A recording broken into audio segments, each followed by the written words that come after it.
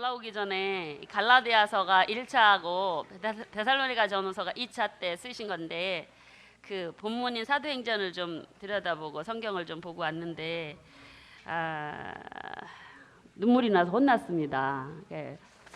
갈라디아서만 들여다 보다 보니까 참 그 전도 여정이 너무나 험했구나. 1, 2차가 굉장히 험하게 그렇게 돌아다니셨는데 그 모습을 보면서 그 감동의 마음을 갖고 갈라디아서 공부 같이 하겠습니다. 마이크가 자꾸 됐다 안 됐다 그런 됐어요? 네. 이 시간에는 1차 사도 바울 선생님께서 전도여행 중에 기록하셨던 갈라디아서하고 2차 전도여행 때 기록하셨던 그 데살로니가 전후서에 대해서 세 권을 함께 공부하겠습니다. 2시간 동안 같이 공부하겠습니다. 갈라디아서는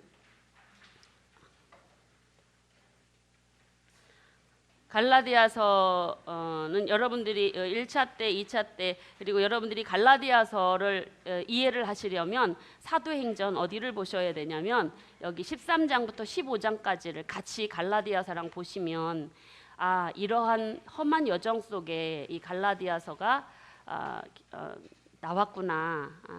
그런 갈라디아 지역을 다니시면서 복음을 전하시면서 고난당하신 모습들을 여러분들이 리얼하게 굉장히 생생하게 사도행전을 통해서 여러분들이 보시고 그러고 나서 아마 갈라디아서를 읽게 되면 왜 이렇게밖에 쓸 수밖에 없었는가 한 간절한 마음들이 좀 같이 담겨져 있습니다. 그래서 갈라디아서 위치는 바로 이 사도행전 13장부터 15장까지라는 거. 그래서 구약 성경에도 우리가 17권의 예언서를 이해를 하려면 바로 열왕기하 13장부터 나와 있는 그 열왕기상과 같이 배치를 해서 봐야 하듯 사도행전도 마찬가지로 1차부터 5차까지 여정 중에 있었던 사도행전 본문 13장부터 1차 전도 여행이 시작되어지니까 그때 1차 때 쓰여졌던 성경 따로 보지 말고 그 1차 때 쓰여졌던 갈라디아서와 사도행전 13장부터 15장까지를 먼저 그걸 사도행전 읽어보시고 갈라디아서를 보시면 굉장히 더 마음에 큰 은혜로 다가와지는 모습들이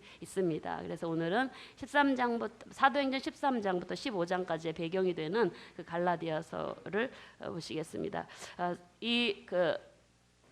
갈라디아서는 1차 전도 여행을 마치시고 나서 이제 수리아 안디옥에서 기록을 하시게 되었는데 여러분들이 앞에서 공부하신 1차 전도 여정은 어느 정도 기본으로 아시죠? 그래서 수리아 안디옥입니다. 안디옥이 두 군데가 있는데 수리아 안디옥 그리고 비시디아 안디옥 그렇게 두 군데가 있습니다. 근데 수리아 안디옥 그리스도인들이라고 처음으로 불려진 그곳에서 바나바와 사도 바울 선생님께서 같이 동역자로 해서 선교행을 떠나신 곳. 그래서 실로기아, 살라미, 바보, 버가, 리스디, 안디옥, 그리고 이고니온, 루스드라, 더베 다시 그곳을 돌아서 안디옥으로 들어오시는데, 특별히 1차 전도여행 때는요, 이 비시디아 안디옥에 들어가서는 회당에서 복음을 전할 때 굉장히 많은 사람들이 은혜를 받고 개종하는 일들이 일어납니다.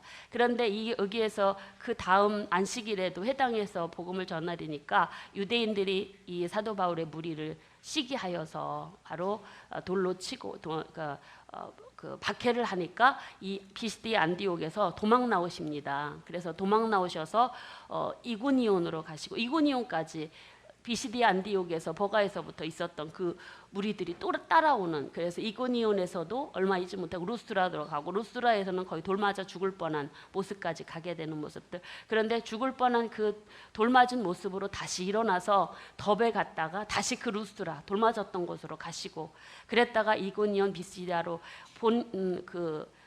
처음 발걸음 옮겼던 그 교회로 다시 돌아보시는 모습들, 그 돌 맞은 몸으로 그렇게 돌아보시는 모습들을 우리가 사도행전에서 볼 수가 있습니다. 그래서 그 몸으로 몸 혼자 추스리기도 어려울 텐데 왜 그렇게 그 험난한 길을 다시 되돌아가냐면, 형제들, 믿음의 형제들을 격려하기 위해서, 고난받는 믿음의 형제들을 격려하고 그 믿음에서 떠나지 않도록 하기 위해서 그렇게 온몸이 피투성이 된 모습으로 바로 당신이 걸어왔던 그 전도 여정길을 다시 되돌아서 오는 길이 바로 1차 전도 여행이라고 할 수가 있습니다. 그래서 이 부분에 대해서 우리가 사도행전을 통해서 좀 더 여러분들이 마음으로 이렇게 읽으시면 마음으로 더 크게 다가와지는 모습들이라고 할 수가 있습니다. 그래서 이런 전도 여행을 마치시고 수리 안디옥에 오셔서 이상한 소문이 들리는 모습 때문에 이 성경을 기록하게 되는 모습들이 있습니다. 책 이름을 보시면은요, 갈라디아인들에게라고 하는 뜻의 그 갈라디아라고 그렇게 책 이름을 불리고 있고요.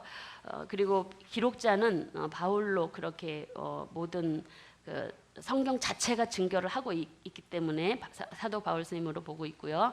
이거에 대해서는 아무도 이의를 제기하지 않습니다. 그리고 수신자는, 이 수신자 부분에 있어서는 많은 그 사람들이 그 이의를 제기하는 부분들이라고 할 수가 있습니다. 이게 갈라디아 지역이 과연 어디이냐라는 부분에 있어서 많은 사람들이 의견이 부분한데, 바로 이 부분은 우리가 그 1차 전도 여행을 걸으셨던 비시디 안디옥, 이고니온, 루스드라, 더베 이 지역, 그래서 갈라디아 그 지역 안에 남쪽에 있는 그 남쪽 지역의 갈라디아 지역이라고 이렇게 볼 수가 있는데, 그 부분에 있는 그 지역에 있는 교회 교인들에게, 한 곳은 아니겠죠. 갈라디아 지역이니까 분포되어 있는 큰 지역, 넓은 지역 안에 세워진 교회 교인들한테 이 서신이 보내지게 되었다라고 할 수가 있습니다. 연대를 보시면은, 그래서 이 연대 부분들이 수신자와 연관이 되어져서 남 갈라디아 이론이냐 북 갈라디아 이론이냐에 따라서 데살로니가서가 우선 기록되었느냐 아니면 이 갈라디아가서가 우선으로 기록되었느냐 이야기가 분분하게 되어집니다. 그래서 이 북갈라디아 이론을 주장하시는 분들은 2차 전도 여행, 사도 바울 선생님께서 2차 전도 여행길을 바로 이제 그 아까 다니셨던 그분을 육로로 해가지고 육로로 해서 가셔서 돌아보시고, 그리고 드로아를 거쳐서 마케도냐 지역 가시고 우리 아가이 지역까지 돌아오시는 부분이 2차 전도 여행이지 않습니까? 그래서 그 2차 전도 여행을 돌아보시고 에베소에서 53년에서 56년에 기록하였다라고 그렇게 주장하는 설입니다. 그리고 갈라디아 이론에 의하면은 이 북갈라디아 지역이 어디냐, 갈라디아 지역이 어디냐, 북쪽 지역이라고 이야기하는 것입니다. 그래서 마케도냐 지역으로 넘어가는 그 드로아라고 하는 지역에서 이 남쪽, 서쪽 아시아 지역으로 복음을 전하려고 하는데 성령께서 그 길을 막으시고 마케도냐 지역의 사람이 환상을 통해서 도와달라는 환상을 통해서 이제 그 빌립보 그 마케도냐 지역으로 넘어가게 되는데, 바로 그 드로아 지역의 위쪽에 있는 부분이 북갈라디아라고 주장을 하고 있고, 그때 2차 전도 때 드로아를 거쳐서 그쪽을 가시고 그곳에 교회를 세우시고 그리고 2차 전도 여행 마케도냐 가서 아가야 들러서 이렇게 에베소에 오셔서 기록하셨다, 그렇게 주장하는 이론이 북갈라디아 이론입니다. 그런데 우리 그 그 남갈라디아 이론은 바로 언제 쓰여진 걸로 아냐면 1차 전도여행, 우리 하마엘에서 주장하고 있는 1차 전도여행을 마치시고 바로 49년에 기록된 걸로 그렇게 우리는 주장하고 있는데, 그 장소에 대해서 아까 우리가 지역적으로 봤듯이 더베, 비시안디옥, 이고니온 있는 그 루스라 있는 그 지역, 남쪽 지역의 갈라디아 지역에 교회가, 그곳에 사도 바울님께서 1차 전도여행을 하시고 그곳을 돌아보시고 난 다음에, 돌아보시고 나서 수리안 지역에 들어가셔서 형교행을 마치고 나서 있는데, 그쪽에서 당신이 선교행을 다녔던 교회에 이상한 소문이 들리는 것입니다. 사도 바울이 전한 복음이 틀렸다. 그러면서 유대인들이 또 다른 복음을 전해서 많은 그리스도인들이 믿음에서 떠나는 일들이 있었더라는 소식을 듣고, 그래서 부랴부랴 쓴 글이 바로 이 갈라디아서라고 그렇게 여기 남갈라디아설에서는 주장을 하고 있습니다. 그래서 이 남갈라디아설에 의하면, 그래서 1차 전도행을 마치시고 그리고 수리안디옥에서 기록한 걸로 그렇게 보는 입장인데, 그래서 이 남갈라디아 이론에 따라서 저희는 갈라디아 우선서를 두고 제일 먼저 쓴 걸로 기록되어진 서신서로 보고 있고요. 그렇게 여러분들이 아시고 넘어가시면 좋겠고요. 그 다음에 배경적으로 보면은 사도 바울 선생님의 그 사도직이, 바울이 전한 복음이 부정되어짐으로 인하여서 사도직도 부정되고 복음을 전한 것도 부정되어지는 이러한 일들이 바로 갈라디아 지역에 세워진 교회들의 거짓 교사들이 들어가서 이상한 복음을 퍼뜨림으로 인해서 그들의 복음을 혼란스럽게 하는 그런 상황 속에, 배경 속에 있었다라는 것입니다. 즉, 그러면 그 거짓 교사들, 유대인 거짓 교사들이 사도 바울이 거친 그 교회에 가서, 아니 비시디 안디옥 있다가 거기에서 막 많은 사람이 믿으니까 그걸 시기해서 쫓아내고, 그러고 나서 이제 그 이고니온 쪽으로 옮겨오고 하는데도 계속 쫓아내는, 루스드라까지 쫓아서 돌로 쳐 죽이려고 하는 그런 일들까지 일어나는 그런 모습들을 보면서, 그 유대인들이 사도 바울의 복음 전도하는 일들을 시기해서 그러한 일들이 이제 일어났다라고 볼 수가 있는 것입니다. 그래서 그 유대인들이 무슨 복음을 전하냐면, 사도 바울 선생님이 거쳤던 그 교회 지역에 가서 사도 바울이 틀렸다, 야, 사도 바울은 예수님 친제자도 아니다, 이러면서 바로 사도 바울이 가장 약점으로 갖고 있는 그런 것들로 인하여서 사도 바울이 전한 복음도 부정시키고 사도직도 부정시키는 그런 일들을 해서 교회를 혼란시키게 하는 일들이 있었어요. 그래서 그들이 전한 거짓 복음이 바로 뭐냐면, 사도 바울이 전한 복음은 오직 예수 그리스도를 믿음으로 의롭다함을 얻고 구원받는다라는, 우리는 너무나 당연하게 들려지고 믿어지는 이 이야기가 당시에는 유대인들에게는 이게 너무 이단처럼 느껴지는, 그래서 그들에게 그 교회에 가서 이 갈라디아 지역의 교회에 가서 이 구원을 받으려면, 의롭게 되려면 믿음만이 안 된다. 뭐 해야 되냐? 할례를 받아야 된다 라고, 그렇게 율법 준수해야 된다, 그런 가르침들을, 거짓 가르침들을 가르친 거예요. 근데 갈라디아 지역에 있는 교인들이 이방인들이 있잖아요. 정통 유대인들이 아니니까. 그러다 보니까 유대교 전통도 모르고 기독교도 별로 기독교에 대한 소식도 그렇게 많이 접해보지 않았기 때문에 사도 바울 통해서 복음 전한 것 정도밖에 안 되니까, 그러다 보니까는 이 갈라디아 지역에 있는 많은 교회 교인들이 그게 혼란을 겪고 그게 진짜처럼 느껴지게 된 거예요. 그래서 많은 성도들이 복음을 떠나는 상황 속에서 이 갈라디아서가 기록되었다라고 여러분들이 보시면 되겠고, 그래서 기록 목적은요, 당신이 복음 전한 복음이 틀렸다라고 거짓 선지자들이 전하는 그 이야기 때문에 자기 사도권도 지금 땅에 떨어질 판이에요. 그래서 이 갈라디아서를 기록한 이유는 사도권, 자신의 사도권을 변호하고, 이 사도권을 변호한다라는 것은 사도 바울이 자신이 영광받기 위해서가 아니라 자신의 사도권이 보호받고 변호되고 세워짐으로 인해서 자신이 전한 복음이, 예수 그리스도의 복음이 바로 합당하게 모든 사람들에게 영향력 있게 되어지기 때문에 자신의 사도권을 변호하기 위하여 기록되었다고 할 수가 있습니다. 그러면서 당시 거짓 교사들, 유대인들이 전했던 율법주의에 의하여, 즉 율법을 지키고 할례를 받아야 의롭다함을 얻고 구원받는다라고 하는 이러한 거짓 가르침에 대하여 오직 예수 그리스도를 믿음으로 말미암아 구원받는다라는 그런 강조점을 두기 위해서, 그런 가르침을 주기 위해서 기록되었다라고 할 수가 있고, 그래서 율법으로 인하여서 율법에서 자유케 된 예수 그리스도를 믿음으로 구원받은 사람은 율법으로부터 완전 자유한 자인데, 그런데 여전히 자유한 자가 다시 율법에 얽매이는 그런 모습들에 대해서 잘못됨을 지적하고 있고, 그래서 너희들은 이제는 율법에서 자유한 자이다, 성령 안에서 새 사람으로 살아야 된다라는 이런 새 생활의 모습들을 교훈하기 위해서 이 성경이 쓰여졌다고 할 수가 있습니다. 첫 절과 끝 절을 같이 한번 읽겠습니다. 시작. 사람에게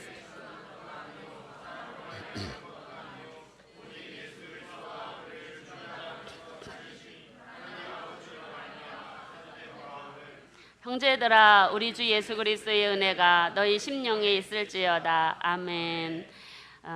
네, 사도 바울서에서는 이렇게 당신의 사도권을 먼저 사도권들을 먼저 사도된 바울, 예수 그리스도의 하나님 아버지로부터 예수 그리스도 사도된 바울, 이 앞에 타이틀을 굉장히 많이 붙이고 있습니다. 그건 것들은 바로 어떤 핸디캡이라고 할 수가 있죠. 자신이 예수님을 핍박했던 자였고, 예수 믿는 자들을 핍박했던 자였기 때문에 자신이 그러나 예수님으로부터 직접은 아니죠, 계시로 받은 그런 복음을 그가 얻은 자였기 때문에 그런 부분들을 보완하기 위해서 그의 서신서들을 보면은 이 장황하게 자신의 사도권에 대해서 많이 설명하고 있는 부분들이 나타나는 것을 우리가 볼 수가 있습니다.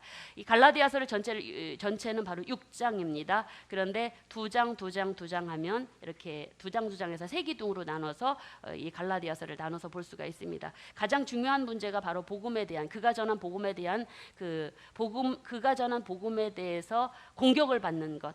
그래서 그 복음을 자신이 전한 예수 그리스도의 복음을 옹호하고 세우기 위해서 그는 자신의 사도권에 대해서 먼저 변론을 합니다. 내가 이방인의 사도가 된 것은, 이러면서 그거에 대한 이유와 그리고 그거에 대한 변호들을 하는 내용이 1장, 2장에 나와 있고요. 그리고 이제 가장 이 갈라디아서를 직접 쓰게 된 가장 큰 원인, 율법이냐 믿음이냐, 우리가 구원 얻고 의롭다함을 얻는 게 어느 쪽이냐. 그래서 그 부분에 대해서 이제 구체적으로 예를 들어서 이제 아브라함의 예를 들어서, 사라의 예를 들어, 사갈의 예를 들어서 바로 설명하고 있는 부분들이 3장에서 5장 나와 있고요. 그리고 성령을 따라서 행하는 삶에 대해서 이제 마지막으로 사도 바울 선생님이 갈라디아 교인들한테 너희가 구원을 받았을 때 성령의 은혜로 말미암아 율법에서 자유한 자 되었으니 이제는 성령 안에서 새로운 삶, 성령의 열매 맺는 삶, 그리스도의 법을 성취하는 삶 살아야 된다라는 강조점들을 두는 부분들이 5장, 6장이라고 할 수가 있습니다. 그래서 이러한 그 전체 보기의 모습을 통해서 좀 자세히 보기를 좀 들어가 보시면, 먼저는 1, 2장이 사도 바울의 사도직에 대해서 변론하고 자신의 그 신앙 고백을 하고 있는 부분들이 나타나고 있는데, 보통 사도 바울의 그가 쓴 서신서에 보면은요, 자신의 사도권을 변호하고 있는 부분들 있는 서신서도 있고, 자신의 사도권을 변호하지 않고 그냥 다른 목적으로 쓰여진 서신서도 있습니다. 근데 보통 대부분이 그 서신서에 자신의 사도권을 언급하고 있고, 그거에 대해서 강조하고 변호하는 내용들이 있는 지역에 쓰여진 서신서는 다 사도권에 대한 공격을 받았다라고 이해하시면 좋습니다. 그런데 그 서신서 중에 사도 바울 선생님이 13권 쓰신 걸로 우리가 알고 있지 않습니까? 이 13권 중에요, 사도권에 대한 변명과 그런 언급이 없는 성경이 있습니다. 그게 바로 어디냐면 빌립보서입니다. 바로 2차 전도 여행 때 마케도니아 첫 성인 빌립보성에 들어가서 복음을 전해서 세워진 그 교회, 바로 아까 그 루디아라고 하는 여인이 그곳에서 첫 유럽의 개종자가 되어지는 그런 일들이 일어난 교회, 굉장히 사도 바울의 영광이요 기쁨으로 자랑했던 그 교회, 그게 바로 이 빌립보서인데, 그 교회만큼은 사도권에 대해서 변호를 하지 않는 모습들이 있었다라는 거 참고적으로 보시고, 우리가 1장 1절 인사하는 모습을 한번 살펴보겠습니다. 같이 함께 성경 읽겠습니다. 시작.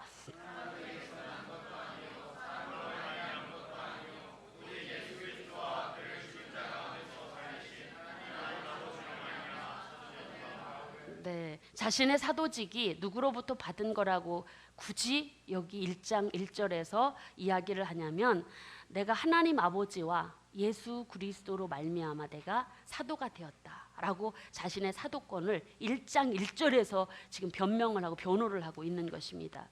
이것은 바로 자신이 전한 예수 그리스도가 혹여라도 예수님께 폐가 될까 봐, 자신의 사도권이 부정됨으로 자신이 전한 복음의 진실성이 그게 희석될까봐 사도 바울은 지금 1장 1절에서 자신의 사도권은 바로 하나님 아버지로부터 그리고 예수 그리스도로부터 받은 것임을 여기서 강조해서 이야기하고 있는 것입니다. 그러면서 자신은요, 그는 자신이 유대교의 열심이었던 사람이지만 이제는 바로 예수 그리스도로부터 내가 직접 예수님으로 살아계셨을 때 직접 그분으로부터 배우고 받은 그런 받은 복음은 아니었지만 자신은 예수 그리스도로부터 계시를 받은 복음이다라는 사실들을 여기에서 이야기하고 있고, 그래서 사도 바울에게 평생에 따라다녔던 큰 약점이 바로 뭐냐면 다른 12사도들처럼 예수님이 공생애 동안 함께하지 못했다라는 거, 이것이 그에게 가장 큰 약점으로 와닿기 때문에 그의 사도권을 항상 언급할 때 하나님 아버지로부터 예수 그리스도의 사도된 나 바울은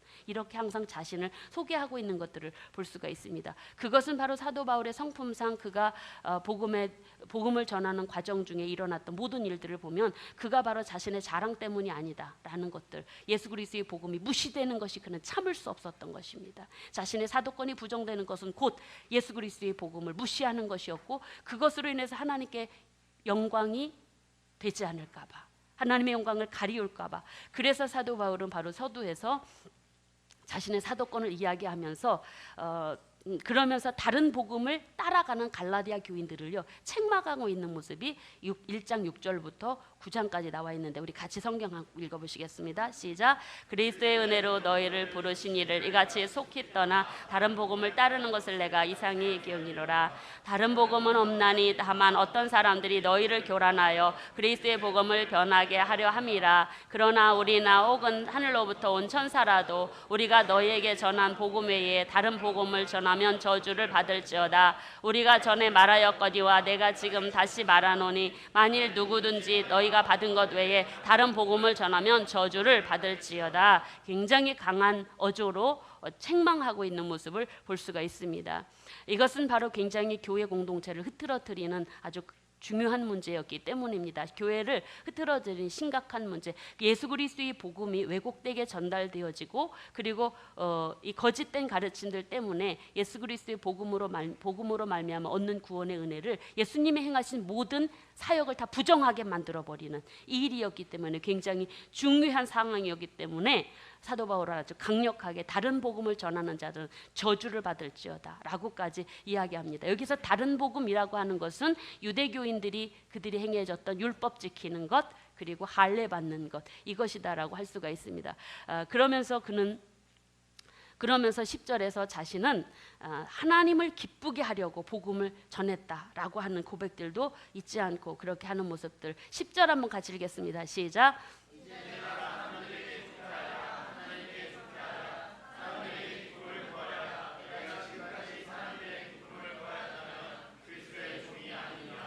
사실은 목회하다 보면 성도들 야단을 치거나 또는 책망을 하거나 하는 게 참 어렵습니다. 쉽지 않아요. 근데 사도 바울이 이렇게 굉장히 강한 어조로 그들의 잘못을 너희들이 왜 다른 복음을 따르고 있느냐라는 책망의 어조를 하는 것은, 그것은 예수 그리스도의 복음이 잘못 전달될까 봐 하는 그런 우려에서 나온 것이었고, 그리고 이 사도 바울은 거짓 교사들이 전한 이 내용이 사실은 자신이 전한 복음을 자신이 잘못 복음을 전했다라고 비난하는 그들을 향한 또 다른 공격이기도 했다라고 할 수가 있습니다. 그러면서 사도 바울은요 자신이 그 갈라디아 지역의 복음을 전할 때 어떻게 했는가를 지금 이야기해. 내가 하나님을 기쁘게 하려고 했기 때문에 내가 그곳에서 박해자들에게 돌을 맞아 죽을 고비까지 맞이하면서 내가 복음을 전한 것이다. 이것이 어떻게 내가 사람을 기쁘게 하기 위한 것이겠느냐. 그러니까 사람을 기쁘게 하기 위해서 자기 자랑을 위해서 복음을 전하였더라면 누가 돌 맞아 죽을 뻔한 그런 위경 속에 있으면서 복음을 전하겠느냐 하는 내용들을 같이 여기서 자신의 심정들을 고백하고 있는 모습들이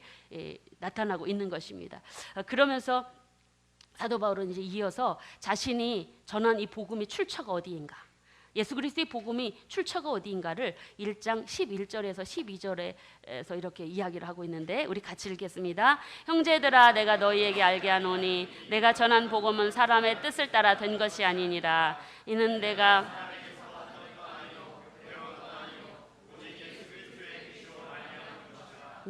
사도 바울이 자신이 그 갈라디아 지역에 죽을 고비를 넘기면서 전한 이 복음은 누구 어떤 사람의 스승을 통해서 배운 것도 아니다.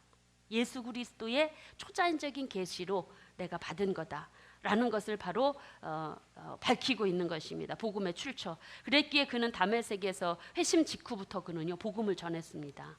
그가 다메섹 도상에서 예수님 만나고 그리고 눈이 멀어서 안디옥으로 들어가서 눈이 떠진 다음부터 그 자리에서부터 그가 복음을 전했고, 그런데 그 당시에 사도들, 예수님의 제자들은요 사도 바울이 그렇게 갑자기 획 변했으니까 누가 믿어요. 그래서 배척을 하게 됐고, 그래서 그곳에 같이 있을 수 없는 그런 상황들이 있게 되는 모습들. 그래서 사도 바울 스님이 그 안디옥 교회에서 선교사로, 이방인 선교사로 부름받 거기에서 바나바와 함께 사역하기 전에 14년 정도 그가 잠잠하게 있었던 이유들은 바로 뭐냐면, 어쩌면 하나님과의 개인적인 만남도 있었겠지만 이런 자신에 대한 부정적인 생각들을 갖고 있는 제자들을 향한 어떤 그런 부분들에 대해서 어떤 무마시키는 기간들, 그러면서 이제 하나님과 개인적인 관계들을 갖는 그런 기간들이 아니었나 싶습니다. 그래서 사도 바울 선생님이 다메섹 도상에서 부활하신 주님을 만난 이후에 14년 후에 안디옥 교회에서 이제 파송받는, 이방인 사도로 파송받는 일들이 일어나게 되어지는데,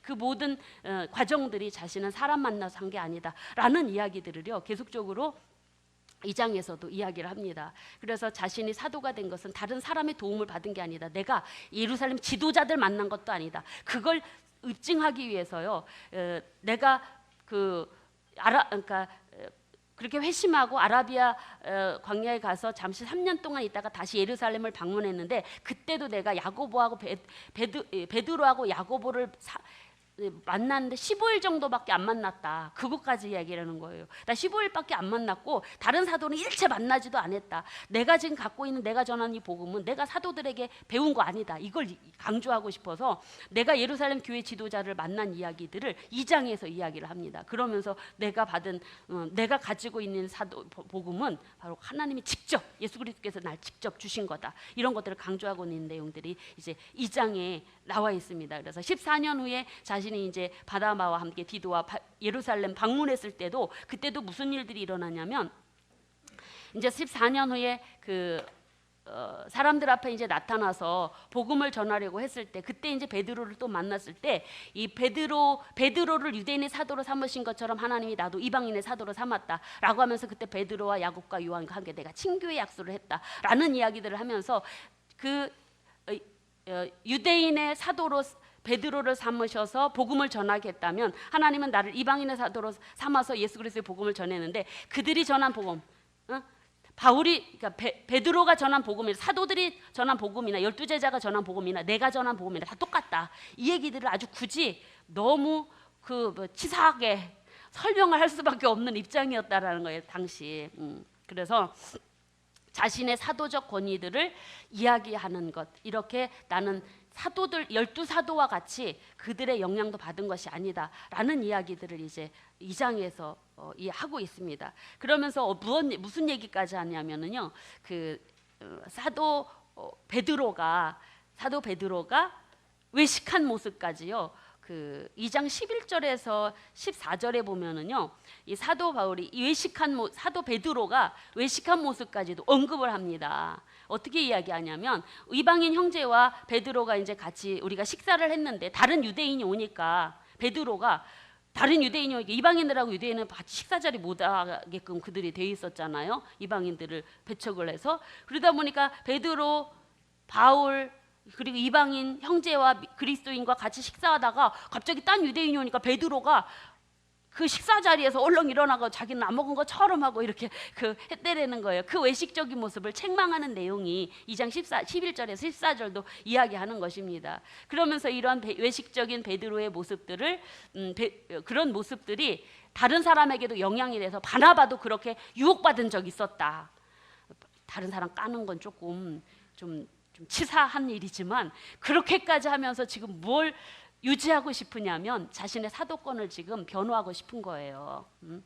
나는 외식하지 않았다라는 거예요. 너네들처럼 나도 유대인 중에 유대인이지만 나는 그러지 않았다라는 것들을 하고 있는. 그러면서 이제 그 외식은 바로 뭘 얘기하냐면, 이방인의 사도를 모욕하는 거다, 죄인 취급하는 거다.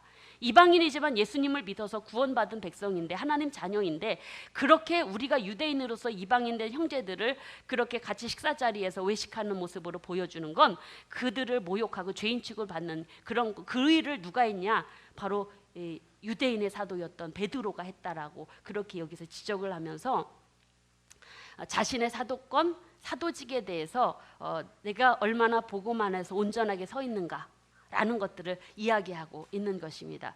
그러면서 이제 사도 바울이 2장 11절부터 이제 14절에서 그런 2장 11절부터 22절까지 바로 그런 모습들, 고백들. 그래서 그런 모습들을 통해서 이제 자신의 그 사도권을 이야기하면서, 그러면서 사도 바울은 이제 율법 어디에도 음식에 관련되어진 율법을 지켜야 율법을 지켜야 의롭게 인정받는다라는 것들. 그러니까 유대인들은 정한 음식, 부정한 음식을 구별해서 먹지 않습니까? 그런 부분에 있어서도 바로 우리가 하나님 앞에 의롭다함을 얻는 것들은 음식을 뭘 먹고 누구랑 먹고 마시고가 중요한 게 아니라 오직 의롭다 인정을 받는 것은 예수 그리스도를 통해서만이 구원받는 것이다라고 이렇게 이야기를 하고 있는 것입니다. 16절 말씀 같이 한번 읽어보시겠습니다. 시작. 사람이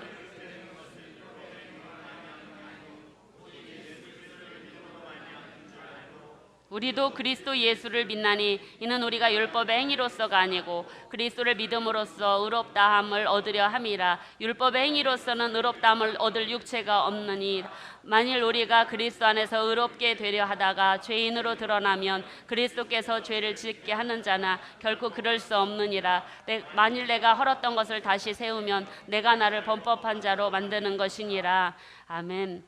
하나님의 거저 주시는 이 예수 그리스도의 복음을 믿는 믿음으로 말미암아 의롭게 되어지는 것이 복음의 핵심인데, 그걸 지금 아니다라고 하고 그 위에 무언가를 더 플러스하는 것, 복음 플러스 율법 지키고 플러스 할례를 행하는 것, 이런 것들이 바로 하나님 앞에 온전한 모습, 그리고 이 자신이 복음을 전하고 싶은 모습이 아니다라는 것입니다. 그래서 유대인도 이방인도 다 믿음으로 구원받는다라는 사실들을 설명하고 있는 내용입니다. 그래서 하나님께서는 이스라엘 백성들의 구약 말라기서에 내가 모세에게 준 율법을 기억하라 그렇게 말씀을 하고 있는데, 이 구약 성경의 율법을 지켜 행하라고 하는 그 말씀 때문에 유대인들은 그 율법을 지켜야 구원받는다라고 그렇게 착각을 하고 그렇게 살려고 했었습니다. 그러나 유대인들 하나님의 그 사랑을 덧없이 받고 그렇게 누렸던 그들도 하나님의 말씀대로 제대로 산 백성들 없습니다. 율법은 그걸 지키라고 준 것이 아니라 그 율법을 통해서 우리의 죄악된 꼬락서니가 무언가를 알아보라고, 그 율법이라고 하는 거울에 너희 자신들을 비춰보고 너희들이 얼마나 죄악에 물들어 있는 존재인가, 얼마나 비참한 존재인가, 얼마나 희망이 없는 존재인가, 이걸 알라고 율법을 주었다라는 것입니다. 그래서 율법을 통해서 보니까 내 비참한 이 죄와 허물로 죽은 모습을 깨닫고 그 비참함 때문에 하나님을 찾으라는 것입니다.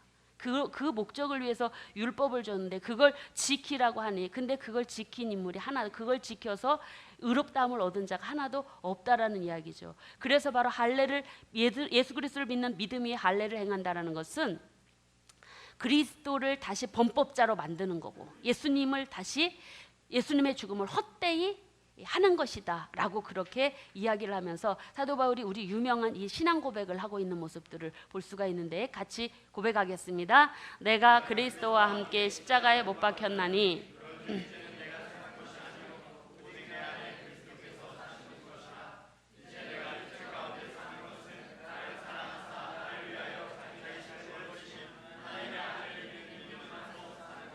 네, 얼마나 철저하게 사도 바울이 그가 예수님의 제자들, 믿는 제자들을 핍박할 때 얼마나 율법의 열심히 특심을 해서 세상 다메섹에 있는 그리스도인들을 잡아오려고 거기까지 공문 들고 그렇게 그 열심으로 따라갔다. 그야말로 사도 바울처럼 율법에 그렇게 열심히 있는 사람 없었습니다. 그러던 사람이 그 모든 율법의 행위를 다 내려놓고 오직 예수 그리스도 하나님의 아들이신 예수 그리스도를 믿는 믿음 안에서 사는 것이 진정한 구원받은 자의 모습임을 이렇게 고백하고 있는 것입니다. 그래서 바로 이 갈라디아서를 통해서 그는 오직 예수 그리스도를 믿음으로 하나님의 구원의 은혜에 들어가는 것이 합당하다라는 이야기들을 하면서 이제 율법이 행위냐 믿음이냐라는 구체적인 부분들을 3장에서부터 들어가서 설명을 하고 있는 것입니다. 그러면서 여기에서 또요 이 갈라디아 교인들한테 거짓 교사들의 꾀임에 넘어가서 그들이 복음 안에서 떠난 그들을 향해서 아주 엄청나게 호통을 치는 모습들이 나타나고 있는데 3장 1절로 3절에서 보시면은요 이렇게 호통을 치고 있는 모습들을 봅니다. 같이 읽어보실게요. 어리석도다 갈라디아 사람들아,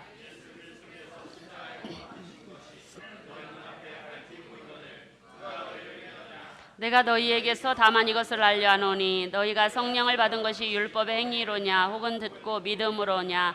너희가 이같이 어리석으냐. 성령으로 시작하였다가 이제는 육체로 마치겠느냐. 예, 성령, 그들이 아마 성령 체험들도 다 했던 걸로 그렇게 여겨집니다. 그런데 그들이 다시 그 옛날 율법 행위로 돌아가겠다라는, 그래서 책망을 하고 호통을 치는 것입니다. 너희들이 처음 믿고 성령을 받을 때 너희들이 율법을 지켜서 했느냐 아니지 않느냐 라면서 그 믿음으로 말미암아 그들이 의롭다함을 얻고 성령을 받은 예를 아브라함을 통해서 바로 설명을 하고 예를 들어서 설명하고 있는 부분이 바로 3장 6절을 통해서 이야기하는데, 아브라함은 사실은요 모세와 아브라함의 누가 먼저 인물이죠? 아브라함이 먼저 인물이잖아요. 그런데 이들은 자신의 조상이 아브라함이라고 하면서도 모세의 율법만 붙들고 아브라함을 통해서 역사하신 하나님의 은혜를 잊어버리고 있으니까 그 아브라함이 하나님을 믿음으로 의롭다함을 얻었다 하는 그 사실을 이야기하면서 창세기 15장 6절 말씀을 토대로 해서 이 이야기를 하면서 바로 하나님을 믿음으로 의롭다함을 얻은 자들은 다 아브라함 자손이다 라고 하면서 율법을 지키는 행위로는 절대 의롭게 되어지지 못한다. 그렇게 3장 11절에서 이야기하면서 율법과 믿음 둘 다 플러스해서 하면 안 된다라는 이야기들을 강조하고 있는 것입니다. 구원 얻는 데 있어서는 반드시 오직 예수 그리스도를 믿음으로 말미암아, 그것이 다른 어떤 조건이 다를 수 없다라는 이야기입니다. 그러면 율법의 행위는 어디에서 들어갈까요, 여러분? 율법의 행위는요, 이것이 유대인들은 이걸 바꿨습니다. 율법의 행위로 구원받고 그 다음에 믿음을 무시하고 그랬는데, 사실은 믿음으로 말미암아 구원 얻은 자들이 마땅히 율법의 모든 내용들은 다 지켜 행해야 되겠죠. 그래서 사랑의 실천과 믿음으로 구원받은 자의 행위는 어떻게 되냐면, 믿는 자라면 당연히 사랑의 실천이 열매로 맺혀져야 되는 것입니다. 그래서 이제 나중에 갈라디아서 5장에 보면 성령의 열매가 나오는 것이, 너희들이 믿음으로 성령을 받았다면 그 열매에 합당한 열매를 맺으며 사는 것이 옳다라는 이야기들을 하는 것이죠.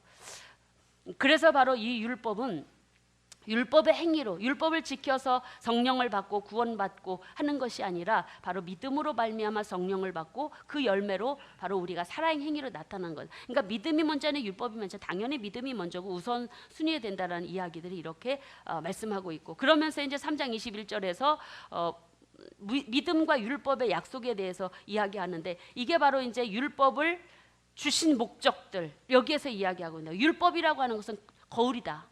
믿음이 오기 전에, 예수 그리스도께서 오시기 전에 모세를 통해서 율법을 주셨는데, 그 율법은 우리의 죄와 허물을 깨달으라고 준 거울이다. 몽학 선생과 같이 학교를 들어가기 전에 어린 아이들을 집안 가정교사가 학교로 갈 때까지 가르치는 그 역할, 이게 율법이다라는 이야기들이 이제 3장 21절, 15절부터 이제 4장 7절까지 쭉 설명을 하고 있는 것입니다. 그러면서 믿음 아래서 모든 사람들은 다 하나님, 아브라함의 영적 후손이 되고, 그리고 하나님 나라를 유업으로 받을 자들이다라는 사실들을 바로 여기에서 확인시켜 주시고, 그리고 강조해서 설명을 해주고 있습니다. 그러면서 예수 그리스도의 믿는 믿음은 모세의 율법을 뛰어넘은 거다라고 이야기하면서 3장 24절에서 이야기하고 있는데, 같이 한번 읽어보시겠습니다. 이같이 율법이 우리를 그리스도께로 인도하는 초등교사가 되어 우리로 하여금 믿음으로 말미암아 의롭다함을 얻게 하려 함이라. 네. 율법이 우리를 예수님께 인도하는 역할을 하는 거라는 거예요. 그 율법으로 하나님께 도다르는 것, 그 도구입니다. 다리죠, 다리. 우리가 그리스도께로 가는 다리. 그래서 율법을 주신 목적은 칭의, 의롭다함을 얻기 위해서 주신 것이 아니다. 죄를 깨달으라고 주신 것이다. 너네들 지켜라 지켜라 하셨잖아요, 사실은 구약에서. 근데 지키려고 하니까 돼요, 안 돼요? 안 되는 거예요. 우리의 힘으로는 안 되는 거예요. 그걸 깨달으라는 거죠. 우리의 힘으로는 이거 안 됩니다. 이걸 깨달으라고 율법을 주셨는데, 그들은 자신들이 지킬 만한 것만 조목조목 장로의 유전으로 만들어 놔서 그것을 지켰다라고, 율법을 지켰다라고 그렇게 붙잡고 행했던 모습들이 바로 신약시대의 예수님에게 책망받았던 종교 지도자들의 모습이지 않습니까? 신약시대 종교 지도자들은요, 본래 율법을 가지고 한 게 아니라 그 율법을 자기네들의 행위에 합당하게 자신네들의 형편에 맞게 유전을 만들어지고 규범을 만들어내는 거예요. 율법대로가 아니라, 그것을 예수님이 책망하신 것이지 그들이 율법을 안 지켰다라는 것이 아니라 율법의 잘못된 왜곡된 모습들을 지키려고 했던 모습. 그러니까 인간이 지킬 수 있는 것만 자기네가 만들어낸 거죠. 지킬 수 있는 것만. 그거에 대한 책망이 예수님께서 초대교회 당시에 예수님이 오셨을 때 그 모습들을 하게 되어졌는데, 그래서 이제 그리스도인들이 그래서 이제 율법은 초등교사와 같은, 몽학선생과 같은 존재이다라고 여기에서 3장에서 계속 이야기하고 있으면서 4장에서는 이제 그러므로 이제 종의 몽에를 매지 말라라는 그런 타이틀을 통해서 그리스도인들이 예수 그리스도를 믿음으로 구원을 받았다면 할례를 행하거나 율법을 지키는 가르침은 합당치 않다, 이 이야기를 하고 있는 것입니다. 그러면서 율법이라고 하는 율법을 종으로 그렇게 비유를 하고 있는 것입니다. 그러면 복음은 자녀로. 그래서 여기에서 이제 설명하고 있는 부분들이 이제 하갈과 사례의 예가 나오는 것입니다. 그래서 종의 멍에를 매지 말라. 율법의 종의 종의 멍에를 매지 말아라. 그 중에서 자유한 자가 되어라라고 그렇게 여기에서 4장에서 말씀을 하고 있는 것입니다. 그래서 구원받은 자, 예수님을 믿어서 성령 받은 사람이 율법의 멍에로 다시 돌아가는 것처럼 어리석은 짓 없다, 이야기를 하고 있는 것입니다. 그러면서 갈라디아 교인들을 향해서 막 소리 높여서 하시는 말씀이 바로 뭐냐면 이 이야기입니다. 4장 8절로 11절까지 말씀입니다. 교회를 염려하면서 목소리를 높인 사도 바울의 목소리 한번 같이 읽겠습니다. 그러나 너희가 그때는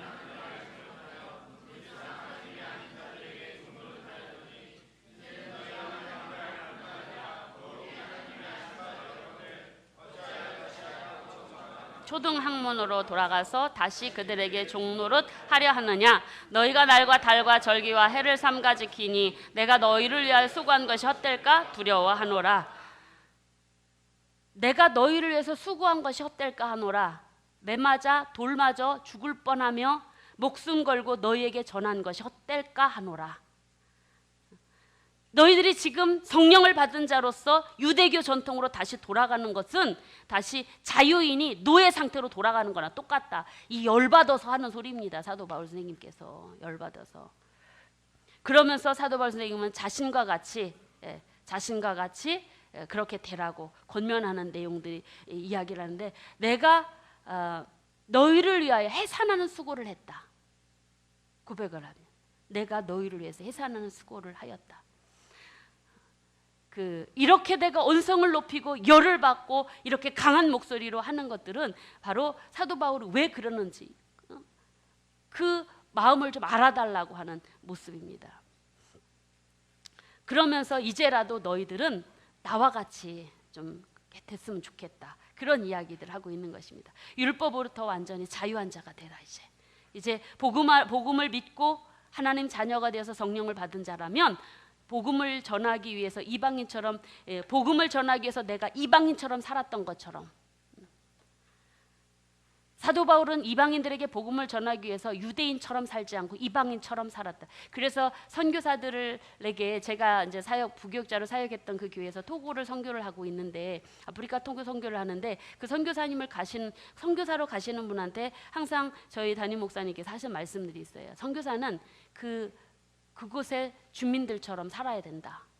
그들을 이해하고 그들보다 더 높은 위치에 있으면 복음이 들어가지 않는다. 그들과 함께 살아야 된다라는 그런 강조점들을 되게 많이 하셨던 것들을 제가 들었는데, 유대인들이 그랬습니다. 이방인들에게 복음을 전해 이방인처럼, 유대인에게 전할 때는 유대인처럼, 이렇게 그는 자유롭게 살았다라는 거예요. 그렇다면 그는 유대인이었기 때문에 유대인을 대할 때는 유대인처럼 했겠죠. 이방인에게는 이방인처럼, 예방인처럼 재물을 먹었을까 안 먹었을까요? 먹었죠. 유대인들이 꺼리는 그 이방 제사 한 재물도 먹었죠. 왜? 그들을 구원하려니까 복음 전하는 자의 사명이 거기에 있었다는, 자신이 그랬다라는 거예요.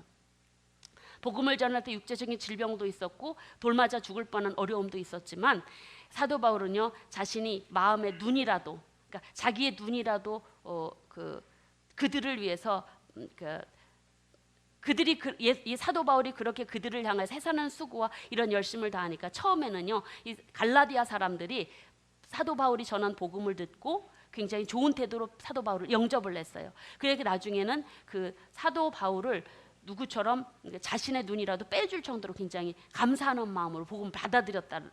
그런데 그 사도 바울과 지금 갈라디아 지역에 있는 교회 교인들을 이간질하는 거짓 교사들 때문에 지금 사도권이 의심이 되고 복음에서 떠나는 일들이 일어나요. 그래서 지금 그거에 대해서 언성을 높여서 그 의혹을 제거하려고 지금 하는 것입니다. 그래서 이제 나오는 이야기가 하갈과 이삭의 참 사라의 이야기가 나오는 것입니다. 그러니까 하갈을 통해서 이스마엘이 그리고 사라를 통해서 이삭이 나오지 않았습니까? 이스마엘은 약속의 자녀가 아니라는 것입니다. 종과 같은, 율법과 같은 존재다. 그리고 이삭은 바로 약속의 자녀이다. 사라를 통해서 나온. 그래서 하나님께서는 분명히 사라를 통해서 약속의 자녀를 주셨기 때문에 이삭과 같은 존재가 누구다? 약속의 자녀, 예수 그리스도를 믿음으로 구원받은 그리스도인들이 하나님의 약속으로 성취되어서 탄생된 이삭과 같은 존재이다. 이삭이 자유인이고 이삭이 잠자녀이다. 이스마엘은 약속된 자녀가 아니다. 자연적인 출생이다. 그는 죄의 종인 율법과 같아. 노예와 같은 존재이다. 이걸 비유로 이야기하는 것입니다. 그러면서 유대교 율법으로 돌아가는 것은 하나님의 율법을 얻지 못한다. 여러분, 이삭과 이스마엘에게 하나님의 진정한 유업은 누구에게 갔냐면 약속의 자녀에게 갔다라는 거예요.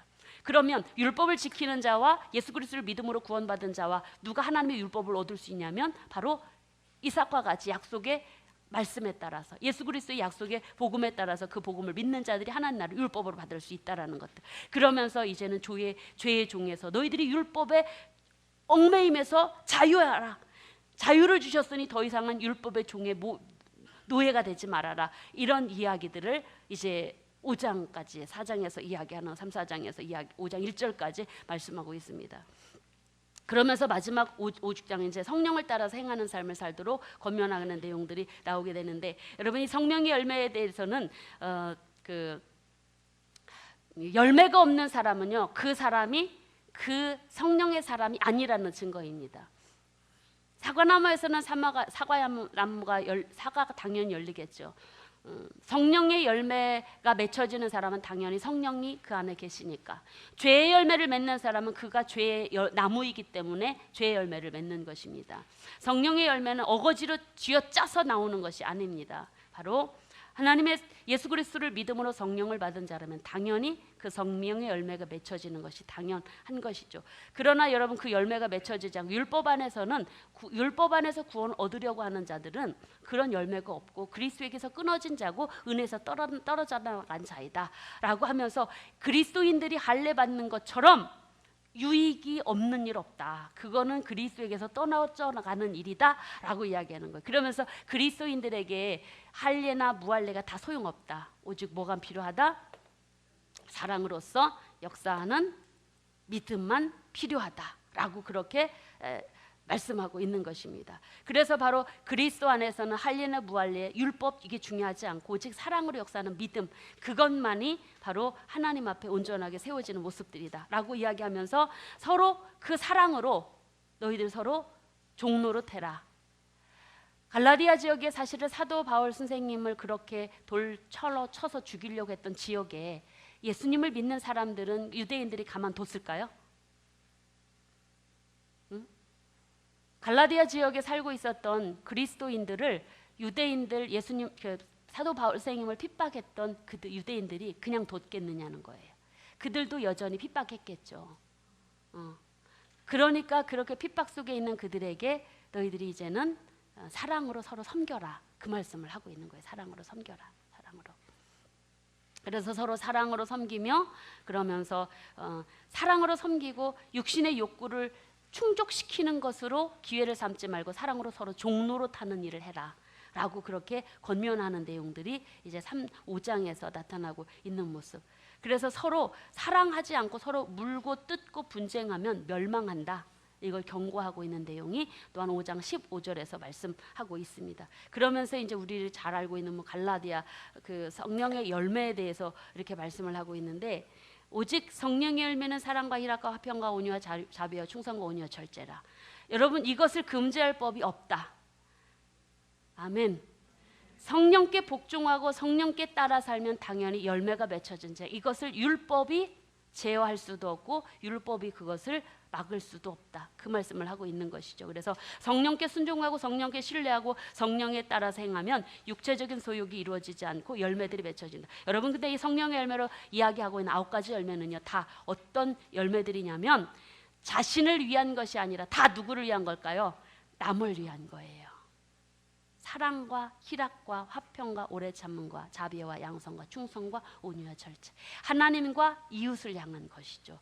그래서 서로 종노릇하며 서로 나보다 남을 존귀하게 여기는 이러한 삶. 빌립보 교인들한테 주셨던 말씀들 그거와 같죠. 그러면서 그리스도의 법이 무엇인지 너희들 아느냐? 그리스도의 법을 성취하라 하시면서 그리스도의 법을 바로 말씀하시는데, 그리스도의 법은 바로 다른 사람의 유익을 위해서 사는 거다. 그렇게 말씀을 하고 있습니다. 6장 14절 말씀 같이 읽겠습니다. 시작. 그러나 내게는 우리 주 예수 그리스도의 십자가 외에 결코 자랑할 것이 없으니 그리스도로 말미암아 세상이 나를 대하여 십자가에 못 박히고 내가 또한 세상을 대하여 그러하니라. 네. 서로 그리스도의 십자가 외에 자랑할 것이 없는 모습, 이게 바로 그리스도의 은혜를, 예수 그리스도를 믿음으로 구원받은 자의 삶의 모습이다라는 것들. 오직 십자가 외에는 자랑할 것이 없는 이 모습, 바로 사도 바울 선생님은 이렇게 성령을 받은 자로서 성령의 열매를 맺는 사람들은 육체를 자랑거리로 삼지 않고 오직 예수 그리스도의 십자가만을 자랑하는 그런 삶이다라는 것들을 이렇게 마지막으로 말씀을 하고 있습니다. 그래서 믿음의 가정들에게 기회 있는 대로 착한 일들을 행하라 그러면서 서로 짐을 지면서 그리스도의 법을 성취하라 하는 말씀으로 이 갈라디아서가 맞춰지고 있는 것들을 볼 수가 있습니다. 그래서 성령 받은 자는, 예수 그리스도를 믿어서 구원받아 성령 받은 자는 자신을 위해서 사는 자가 아니라 다른 사람을 위해서, 주님을 위해서, 또한 주의 복음 안에서 한 형제된 자를 위해서, 또는 믿지 않는 영혼들을 위해서 살아가는 삶임을 우리가 이 갈라디아서를 통해서 말씀해 주시는 것들을 볼 수가 있습니다. 그래서 범죄한 자가 있으면 온유함으로 바로게 잡아주고 서로 짐도 나눠지고 그렇게 하면서 십자가만을 자랑하며 사는 삶, 이것이 바로 예수 그리스도를 믿는 자의 구원받은 그리스도인의 삶이요, 성령 받은 자의 삶이다. 율법이 다 무할례가 할례요 무할례가 율법의 행위가 다 소용없다. 이걸 말씀하고 있는 것입니다. 갈라디아서를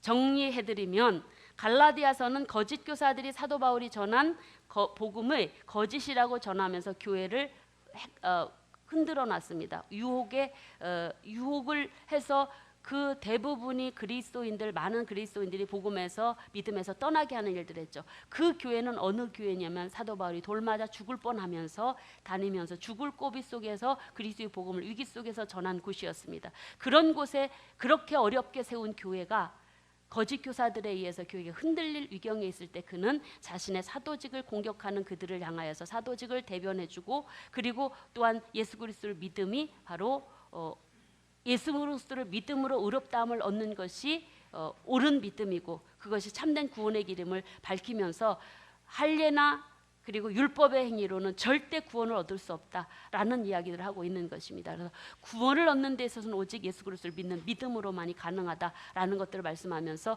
그들은 예수 그리스도를 믿으면서 이미 성령을 받은 자들이었습니다. 그래서 성령으로 성령 안에서 성령을 따라 행하고 성령의 행위대로 그렇게 행할 것, 성령을 따라 사는 삶을 통해서 열매를 맺으며 그렇게 다른 사람을 섬기며 살아라. 이게 바로 갈라디아서의 내용입니다. 갈라디아서 여기까지 마치시고요. 데살로니가전서 보시도록 하겠습니다.